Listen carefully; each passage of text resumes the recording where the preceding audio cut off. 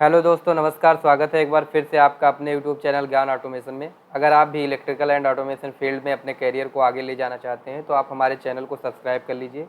हम इस पर प्रॉपरली इलेक्ट्रिकल एंड ऑटोमेशन से रिलेटेड वीडियो देते रहते हैं।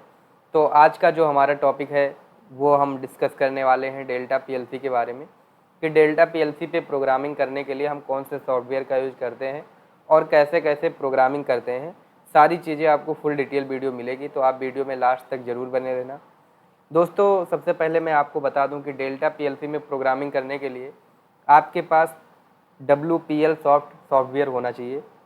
एक दूसरा सॉफ्टवेयर आता है जिसका नाम है ISP सॉफ्ट। तो या तो आपके पास ISP सॉफ्ट होना चाहिए या आपके पास WPL सॉफ्ट होना चाहिए। अभी हमने WPL सॉफ्ट डाउनलोड करके रखा है। आप ISP सॉफ्ट भी डाउनलोड कर सकते हैं।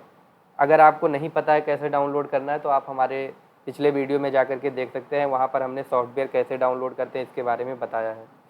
तो अगर आप डेल्टा पीएलसी में प्रोग्रामिंग कर रहे हैं तो आपके पास WPL या ISP सॉफ्ट होना चाहिए। तो अभी हमने WPL सॉफ्ट डाउनलोड किया है। सबसे पहले आपको करना क्या है कि इसको ओपन करना है, ठीक है।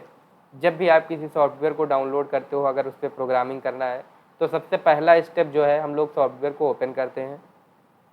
सॉफ्टवेयर को ओपन करने के बाद में फिर आपको यहाँ साइड में फाइल में जाना रहता है और न्यू प्रोजेक्ट क्रिएट करना रहता है, ठीक है। जब आप प्रोजेक्ट क्रिएट करते हो तो यहाँ पे आप प्रोजेक्ट का कुछ नाम देते हो, ठीक है। तो जैसे मान लो आप किसी मशीन के लिए प्रोजेक्ट बना रहे हो तो आपने मशीन 1 नाम दे दिया, ठीक है। मशीन 1 नाम दे दिया। आप जिसके लिए प्रोजेक्ट बना रहे हो वो नाम दे सकते हो आप, ठीक है। उसके बाद में आपको मॉडल टाइप सेलेक्ट करना रहता है कि आप PLC चला रहे हो, BFD चला रहे हो, ठीक है, TP चला रहे हो, ठीक है, आप क्या चला रहे हो। तो अभी हम लोग PLC के साथ इसको कनेक्ट करेंगे। उसके बाद PLC में कौन सा सीरीज है वो आपको यहाँ पर सिलेक्ट करना है। तो अभी हमने ये माना कि PLC में हमारे पास एक दूसरी सीरीज SS2 है, ठीक है। कोई भी सीरीज आप सिलेक्ट कर सकते हो, इसमें बहुत सारा है, लेकिन हमने SS2 सिलेक्ट कर लिया, ठीक है। ये आपके ऊपर डिपेंड करता है कि आप क्या सिलेक्ट करना चाहते हैं, ठीक है। उसके बाद में यहाँ सेटिंग दिया है कम्युनिकेशन का। अभी आपको यहाँ पर कुछ सेटिंग नहीं करना है, इसके बारे में मैं आपको बताऊँगा। देखो, अभी क्या है कि हमारे पास एक्चुअल PLC नहीं है, ठीक है।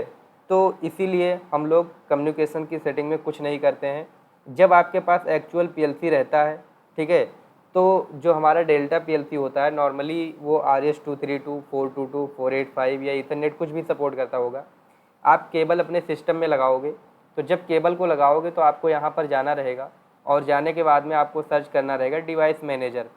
जब आप डिवाइस मैनेजर को सर्च करोगे तो यहाँ पे आपको एक कॉम पोर्ट का ऑप्शन नज़र आएगा। अभी यहाँ पे ऑप्शन नहीं नज़र आ रहा है। जब आप पोर्ट में लगाओगे जो RS-232 से USB कन्वर्टर होता है, ठीक है, जब उसको आप लगाओगे तो यहाँ पे कॉम पोर्ट नज़र आएगा। आप यहाँ से चेक कर लोगे कि कौन से कॉम पोर्ट में लगा हुआ है।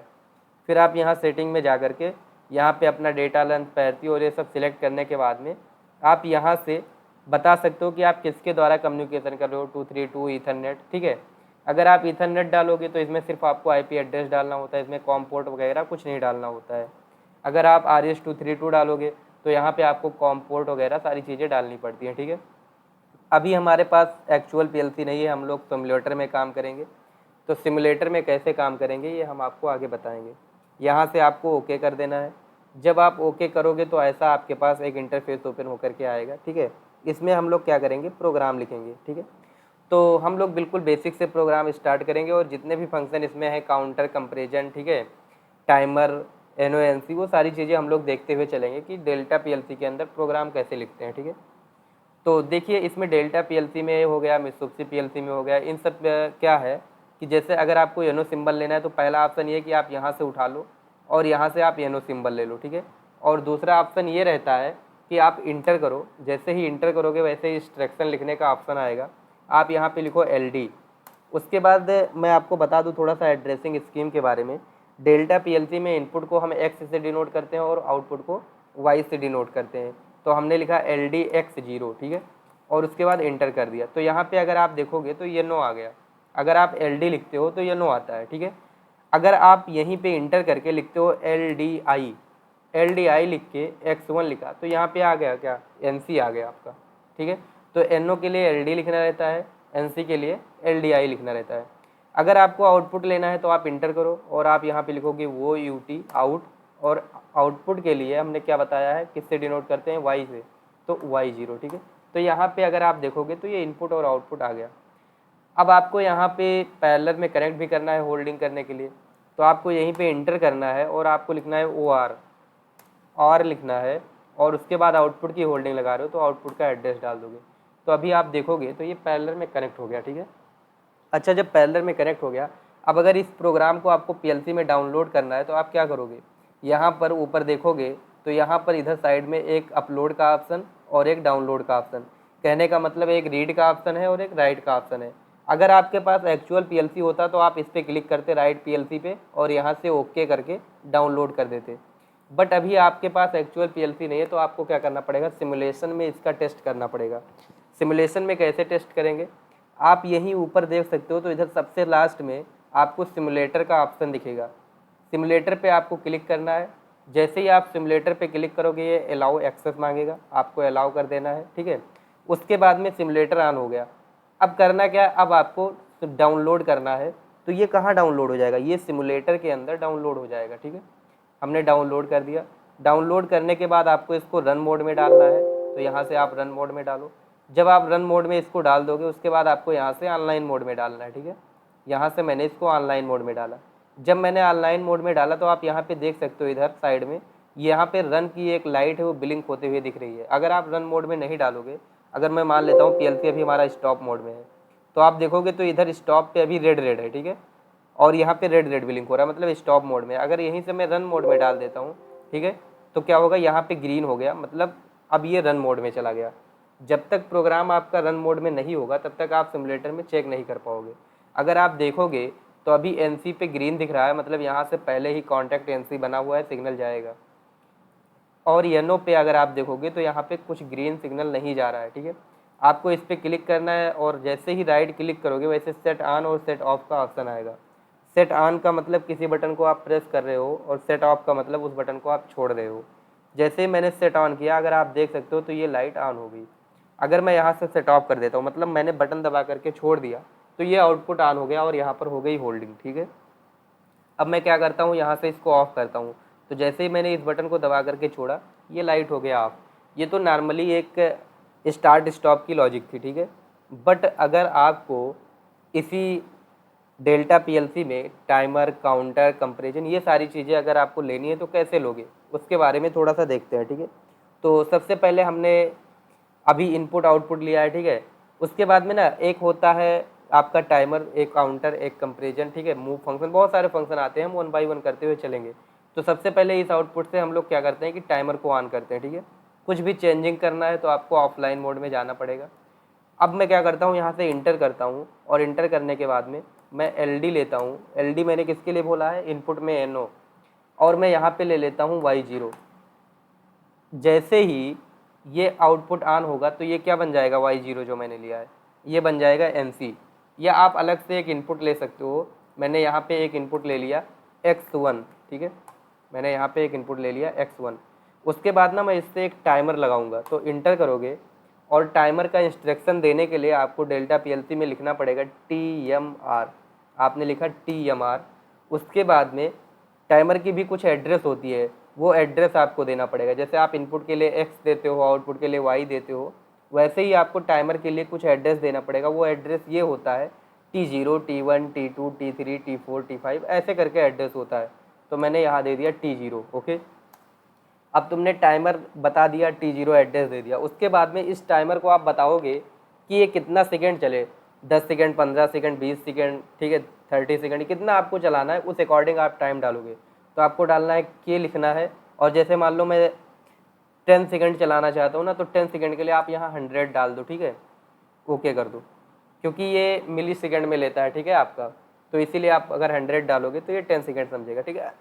मैं आपको बताऊँगा कि टाइमर, कौन सा टाइमर कितने मिली सेकेंड का होता है, कौन सा कितने सेकेंड का होता है। उसके लिए आपको यहाँ हेल्प सेक्शन में जाना होगा और PLC इंस्ट्रक्शन लिस्ट में जाना होगा, और यहाँ पे आप अगर देखोगे तो आपको एक टाइमर का ऑप्शन मिलेगा सबसे ऊपर, और इसमें फिर आपको टाइमर खोलना है और डिवाइस रेंज में जाना है।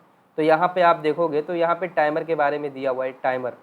तो इसमें 3 तरीके के टाइमर आते हैं, एक 100 मिली सेकेंड का, एक 10 मिली सेकेंड का और एक 1 मिली सेकेंड का। तो इसने रेंज दे करके रखा है कि आप इतने से इतने रेंज का टाइमर लोगे तो इतने मिली सेकेंड के जैसे ये काम करेगा, ठीक है। तो वही चीज़ मैंने अभी K100 ले लिया। आप चाहो तो यहाँ K100 लेकर ना लेकर के आप एक मेमोरी ले सकते हो डबल वर्ड की। जैसे मान लो मैंने ले लिया D0, मैं क्या करूँगा, इस D0 के अंदर टाइमिंग डाल दूंगा अपने अकॉर्डिंग, ठीक है। अच्छा, दूसरी चीज़ आपको पता है टाइमर का एक डन बिट होता है, एक टीटी बिट होता है, एक इनेबल बिट होता है। तो इस टाइमर का डन बिट लेने के लिए हम लोग क्या करेंगे, लिखेंगे LD। LD से क्या आता है, NO आता है।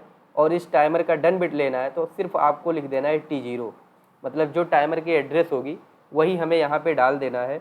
और उसके बाद हम क्या करेंगे, यहाँ पर एक आउटपुट लगा देते हैं Y1, ठीक है, और इंटर कर देते हैं।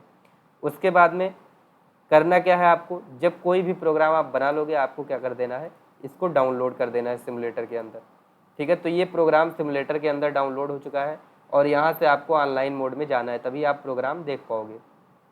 यहाँ से आप चाहो तो इस आउटपुट को ऑन ऑफ करके देख सकते हो, ठीक है। उसके बाद जैसे ही आप X1 को ऑन करोगे, ठीक है, जैसे ही X1 को आपने ऑन किया तो ये डायरेक्टली ऑन हो गया, क्योंकि अभी D0 के अंदर क्या है, वैल्यू 0 है, ठीक है।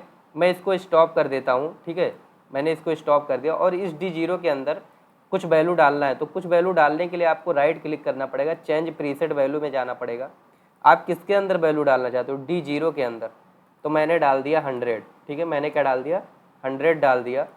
लेकिन अगर आप खाली 100 डालोगे तो नहीं लेगा, इसके साथ आपको लिखना पड़ेगा कि 100। और दूसरी चीज़ ना, यहाँ पर एक 16 बिट का ऑप्शन आता है, एक 32 बिट का ऑप्शन आता है।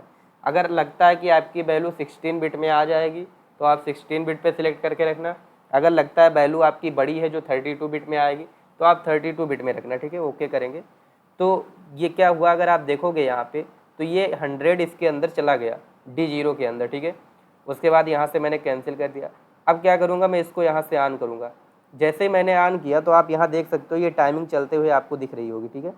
यहाँ पे ये टाइमिंग चलते हुए आपको दिख रहा है। अब जैसे ही ये 10 सेकेंड हो जाएगा, ठीक है, दिख तो 100 रहा है बट ये 10 सेकेंड जैसे ही हुआ वैसे ही क्या हुआ, ये आउटपुट ऑन हो जाएगा। तो इसी तरीके से हम लोग क्या कर सकते हैं कि इस PLC में टाइमर ले सकते हैं, ठीक है। अब हम लोग इसी टाइमर का यूज करके एक ब्लिंकर बना लेते हैं, ठीक है। हम लोग क्या करते हैं, इसी टाइमर का यूज करके एक ब्लिंकर बना लेते हैं और उससे हम क्या करेंगे, काउंटिंग करवाएंगे, ठीक है। तो मैं क्या करूँगा कि इसी टाइमर के, ठीक है, ये जो टाइमर है इसी टाइमर के डन बीट से, या चलो अलग से एक काउंटर ले लेते हैं, नहीं तो अभी कन्फ्यूजन होगा, ठीक है। मैं एक इनपुट ले लेता हूँ, मैं यहाँ से एक इनपुट ले लेता हूँ X2, मैंने एक इनपुट ले लिया LD X2, इंटर कर दिया। उसके बाद में अब हम लोग क्या करेंगे, काउंटर लेंगे। काउंटर लेने के लिए आपको क्या डालना है, इंस्ट्रक्शन CNT, आपको क्या डालना है, CNT। उसके बाद में फिर काउंटर का एड्रेस डालना है, मैंने डाल दिया C0, ठीक है। उसके बाद में कितनी काउंटिंग करवाना चाहते हो, 1 2 3 4 कितनी करवाना चाहते हो, तो मैंने 5 काउंटिंग करवाना है मुझे, तो मैंने K5 डाल दिया, ओके। और यहाँ से आपको ओके कर देना है। तो अभी आप देखोगे तो ये काउंटर का यहाँ पर ब्लॉक बन करके आ गया। अच्छा, अब काउंटर में आपने वैल्यू डाल दिया है तो क्या होगा, जब 5 वैल्यू आपने डाला है ना, तो जब 5 काउंटिंग हो जाएगा तो इस काउंटर की डन बिट ऑन हो जाएगी। हम लोग क्या करेंगे, LDC0 ले लेते हैं। LDC0 का मतलब ये कि जब 5 काउंट कर लेगा तो ये C0 ऑन हो जाएगा और इससे हम लोग क्या कर सकते हैं, एक आउटपुट ऑन करवा सकते हैं यहाँ पे Y2, ठीक है। यहाँ पे हम एक आउटपुट ऑन करवा लेते हैं Y2 और इसको हम लोग क्या करते हैं, डाउनलोड कर देते हैं। आप चाहो तो डायरेक्टली K5 डालने के बजाय यहाँ एक डबल वर्ड की मेमोरी भी डाल सकते हो, ये आपके ऊपर डिपेंड करता है, ठीक है। अच्छा ठीक है, तो ये सेंसर मान लो X2 पे मानते हैं हम सेंसर लगाए, तो अगर इस सेंसर ने एक बार सेंस किया तो अगर आप देख सकते हो यहाँ पे काउंटिंग 1 हुआ। इस सेंसर ने अगर दोबारा सेंस किया तो काउंटिंग 2 हुआ। अगर इस सेंसर ने फिर से सेंस किया तो काउंटिंग 3 हुआ।